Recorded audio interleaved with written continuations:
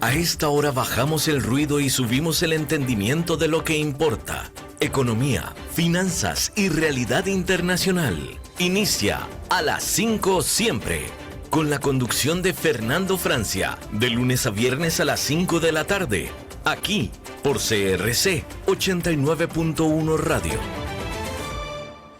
Hola, ¿qué tal? Bienvenidos, ¿cómo están? Hoy es miércoles 8 de abril del 2026. Son las 5 en punto de la tarde y eso quiere decir que usted va a estar al tanto de todo lo que importa en el mundo de la economía, las finanzas y la actualidad internacional.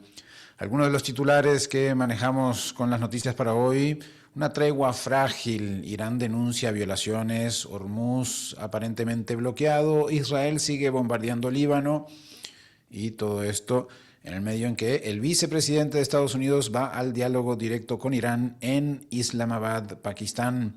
Trump amenaza con aranceles del 50% por armas a Irán, a quien comercie armas a Irán. Panamá, la empresa Hutchison demanda a Maersk por el tema del canal. Y el Banco Mundial anuncia enfriamiento en la región. América Latina podría crecer en 2,1% apenas en promedio. Vamos a las noticias. Irán acusa a Estados Unidos de violar ya 3 bases de alto al fuego y mantiene el bloqueo del estrecho de Hormuz, según algunas informaciones de la agencia semioficial iraní Fars. Solo 2 petroleros han cruzado desde que entró en vigor la tregua.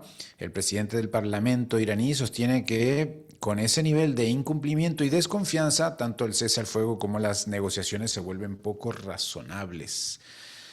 Mientras tanto, Estados Unidos abrirá conversaciones directas con Irán en la capital de Pakistán, o en Islamabad, en Pakistán, con J.D. Vance al frente, pese a que el propio vicepresidente describe la tregua también como frágil.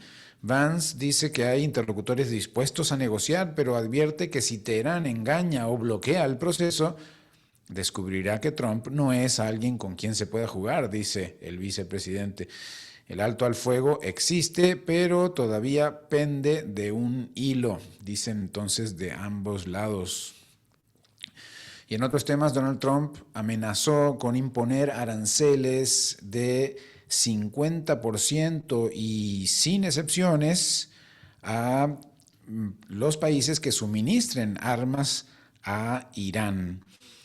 La advertencia apunta, aunque sin nombrarlos, a China y a Rusia. Por supuesto, el problema para la Casa Blanca es jurídico. La Corte Suprema ya le quitó en febrero su herramienta arancelaria más amplia bajo la Ley de Poderes Económicos de Emergencia Internacional. Entonces tiene que ver cómo hacerlo, pero ya está la amenaza colocada básicamente a China y Rusia, aunque no los nombró, por supuesto. En Wall Street gana terreno la idea de que el mercado ya aprendió a leer a Donald Trump. La llamada Operación Taco, esta sigla de Trump Always Chicken Out, parte de la premisa de que cuanto más extrema es la amenaza, más probable es que después venga una salida negociada. Esa lectura, bueno, ayer la hablábamos aquí con el analista. Esta lectura ayudó a explicar por qué las bolsas resistieron y luego subieron antes incluso de la tregua con Irán, y hoy están todas las bolsas del mundo en verde. El senador demócrata Ed Markey pidió destituir a Donald Trump. Un senador de Estados Unidos pide destituir a Donald Trump, obviamente de la agrupación política contraria, los demócratas. Esto tras la amenaza de que una civilización entera morirá esta noche si Irán no aceptaba un acuerdo para reabrir Hormuz, como pasó durante todo el día del viernes hasta el final del martes, hasta el final del día de ayer. Markey, el senador demócrata, reclamó juicio político y también sugirió que el gabinete active la enmienda 25. Esta enmienda 25 lo que establece es que se quite al presidente, quedando el vicepresidente dirigiendo el país por incapacidad para gobernar. Otros demócratas como Seth Moulton y Elizabeth Warren también reaccionaron con dureza, mientras la Casa Blanca desestimó las denuncias como otro intento político de la oposición. Y en otros temas, ahora sí, Intel se sumará al megaproyecto Terafab de Elon Musk, junto con SpaceX y Tesla, para fabricar chips de inteligencia artificial orientados a robótica y centros de datos. La acción de Intel subió más de 2% tras el anuncio. La empresa dice que ayudará a acelerar una meta gigantesca: producir 1 teravatio anual de capacidad de cómputo para futuras aplicaciones de inteligencia artificial y automatización. Las minutas de la Reserva Federal de marzo, de la reunión que tuvieron en marzo, podrían mostrar con más detalle cómo ve el Banco Central de Estados Unidos, la Reserva Federal, el impacto económico de la guerra con Irán. En esa reunión las autoridades ya daban por hecho que el conflicto empujaría la inflación en 2026. Ahora el mercado quiere saber qué escenario se evaluó la Reserva Federal y cuánto espacio ve para responder a un shock petrolero todavía impredecible. También en Estados Unidos, la industria del bourbon, el whisky estadounidense, ¿verdad?, vive una contradicción incómoda. Baja la demanda, pesan los aranceles y algunos productores recortan producción o empleos, pero al mismo tiempo siguen levantándose nuevas destilerías. Heaven Hill en Kentucky acaba de abrir una planta de $200 millones. Reuters dice que hay al menos 1.450 millones de dólares en proyectos de expansión hasta 2030 relacionados con el whisky en Estados Unidos, pese al freno del consumo y al ruido global. Parece que el whisky sigue siendo, no será un activo seguro como en mucho tiempo ha sido el oro, pero parece que sigue viento en popa. Vamos a Asia. Los grandes bancos de inversión ya no esperan que China recorte su tasa oficial este año.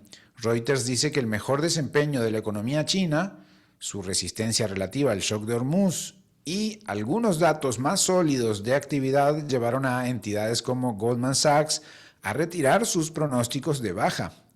Beijing mantiene una política flexible, pero por ahora optaría por dejar la tasa quieta, estable. En otros temas, una subsidiaria del conglomerado hongkonés CK Hutchison inició un arbitraje en Londres contra la naviera y operador logístico danés Maersk. La acusa de haberse alineado con Panamá para facilitar el traspaso de operaciones portuarias en el canal. La disputa surge después de que Panamá retomara el control de puertos clave, tanto de un lado como del otro del canal, la concesión, y cuestionara la concesión original, en un caso que ya provocó la protesta de China. Ya lo hemos analizado ampliamente en este programa, seguirá siendo tema por más tiempo, así que lo seguiremos tocando, pero bueno, ahí está. Hutchison inicia un arbitraje en Londres contra Maersk. Un complejo de estafas en la frontera entre Tailandia y Camboya impresiona incluso a quienes ya conocen ese negocio. La agencia de prensa AP describe un recinto de 80 hectáreas, equivalente a unos 150 campos de fútbol americano, donde habrían operado hasta 10,000 trabajadores dedicados a fraudes en línea y a escala global. Naciones Unidas estima que unas 300,000 personas están atrapadas en esta industria en el sudeste asiático. Así que las estafas, la industria de las estafas, parece que en Tailandia y Camboya está bollante. Vamos a Europa. La Agencia Internacional de Energía cree que la guerra con Irán terminará acelerando la transición energética global. El director de la Agencia Internacional de Energía, Fatih Birol, dijo que la arquitectura del sistema energético mundial cambiará y no hay vuelta con eso, y que tecnologías como solar, eólica, nuclear y vehículos eléctricos se expandirán más rápido. Aún así, advirtió que eso no resolverá la crisis actual. El giro, sin duda, va a tomar unos cuantos años. Esto lo indicó la propia Agencia Internacional de Energía hoy. Vamos a América Latina. El Banco Mundial volvió a ponerle un techo bajo a esta región, a América Latina y el Caribe. Crecerá, dice el Banco Mundial, 2,1% en 2026 y 2,4% en 2027. El organismo dice que la región sigue atrapada entre deuda alta, poca inversión y demasiada incertidumbre externa. Marca, por ejemplo, Argentina como excepción al alza, mientras ve a México y Brasil más estancados. El mensaje es, sin duda, anuncia, el Banco Mundial anuncia que sin reformas, productividad y confianza, pues no hay despegue. La crisis diplomática entre Ecuador y Colombia escaló después de que Gustavo Petro hablara de un preso político ecuatoriano, en referencia al ex vicepresidente Jorge Glass. Quito rechazó la afirmación, sostuvo que se trata de un condenado por la justicia y llamó a consultas a su embajador en Bogotá. La medida marca un deterioro fuerte en la relación bilateral entre dos gobiernos vecinos. Y el empleo formal, el aumento del empleo formal cayó 8,4% en el primer trimestre del 2026 frente al mismo periodo del año anterior, pese a la incorporación incluso de plataformas digitales al sistema que marca el empleo formal. El Instituto Mexicano del Seguro Social reportó 207.604 nuevos puestos por debajo de los 226.000, unos 20.000 menos del año pasado, y muy lejos de años como 2023, cuando se superaron 423.000 nuevos empleos formales en México. Entonces baja ese aumento, es decir, aumenta menos el empleo formal en México. Y vamos a algunas notas de orden global. El Bitcoin principalmente, pero también Solana y Ethereum subieron con fuerza después de que trascendiera que Irán está cobrando un peaje de $1 por barril a los barcos que crucen el estrecho de Hormuz.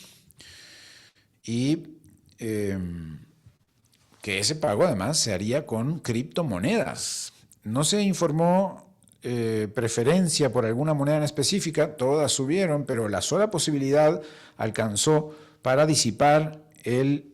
disparar más bien el interés del mercado, mezclando geopolítica, energía y activos digitales en una sola jugada. Bueno, el Bitcoin está en este momento en 71.165, 166, ahí va moviéndose el Bitcoin en este preciso instante. Y otro tema, el New York Times dice haber encontrado al candidato más fuerte para ser Satoshi Nakamoto, el misterioso creador de Bitcoin. Ustedes quizás saben que desde por ahí de 2009, cuando lanza, cuando aparece el Bitcoin, pues se empezó a hablar de que quién sería la persona que empezó con esto del Bitcoin. Y bueno, resulta que hay una persona que aparece como fundador, como creador, que es un seudónimo, es Satoshi Nakamoto. Bueno, pues el New York Times ahora hizo un reportaje diciendo que Adam Back, director ejecutivo de Blockstream y figura histórica del mundo cripto, es ni más ni menos que Satoshi Nakamoto. Esto revoluciona absolutamente todo. Back lo volvió a negar, por supuesto, y Blockstream respondió que no hay prueba criptográfica definitiva. En el mercado, sin embargo, la noticia se leyó más como curiosidad histórica que como un hecho capaz de mover los fundamentos del Bitcoin. Ya a esta altura no importa quién lo haya inventado allá por 2009-2010, y ya pues el Bitcoin llegó para quedarse. Y bueno, hay otras elucubraciones, otras investigaciones que apuntan a otras personas. Así que bueno, queda ahí todavía sin despegarse del anonimato. Y también en inteligencia artificial, Meta presentó Muse Spark, su nuevo modelo de inteligencia artificial con el que busca recuperar terreno frente a OpenAI, Anthropic y Google. Es el primer gran lanzamiento desde la llegada de Alexander Wang, ex Scale AI, que antes era de la empresa Scale AI, tras la inversión de $14.300 millones que hizo la compañía Meta. La acción de Meta subió casi 9% y apuntó a su mayor salto desde enero. Imagínense que esto, bueno, ya lo había tratado Daniel Hernández, que había dicho que pues no daba pie con bola Meta con su modelo de inteligencia artificial. Bueno, pues ya lo lanzaron y tras las bajas de Apple, ahora Apple nada que ver, tras las bajas de la bolsa, ahora más bien sube 9% Meta en bolsa. Anthropic decidió no lanzar públicamente su modelo Claude Mythos Preview, al considerar que su capacidad para detectar vulnerabilidades graves en sistemas como Linux y OpenBSD lo vuelve demasiado peligroso. Es decir, la empresa Anthropic crea un modelo y después se da cuenta que es demasiado peligroso. La empresa teme que pueda ser usado por ciberdelincuentes o servicios de inteligencia.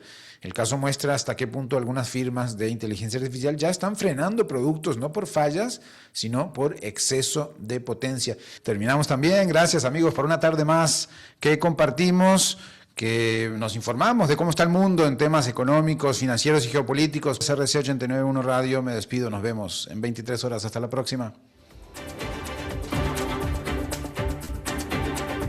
Concluye a las 5 siempre, economía, finanzas y realidad internacional para entender lo que importa. De lunes a viernes a las 5 de la tarde, con la conducción de Fernando Francia, aquí por CRC 89.1 Radio.